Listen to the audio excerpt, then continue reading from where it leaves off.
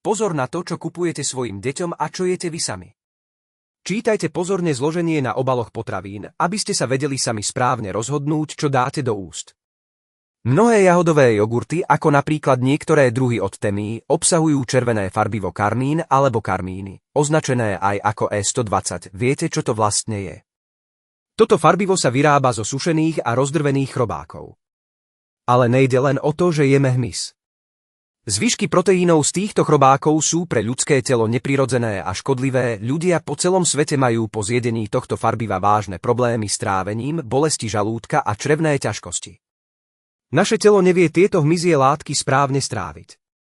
Čo je však najhoršie, karmín u citlivých detí a chorých dospelých môže vyvolať ťažké alergické reakcie, dusenie a silné astmatické záchvaty. Pravý a zdravý jogurt pritom môže mať prirodzenú farbu z čistej karotkovú šťavy alebo mrkvového koncentrátu.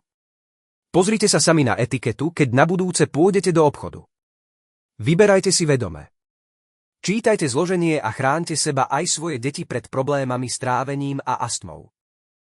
A tu je sľúbený dôkaz. Pozrite sa na túto fotku zloženia priamo na obale, vidíte to tam.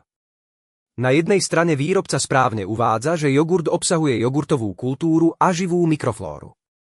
To sú tie dobré, zdravé tráviace baktérie, ktoré naše brucho potrebuje, ale pozrite sa hneď vedľa, čo tam svieti, farbivo karmíny.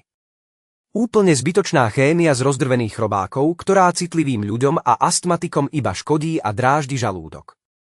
Živú mikroflóru pre trávenie áno, ale hmyz v jogurtoch odmietame. Na budúce v obchode otočte téglik aj vy a čítajte zloženie.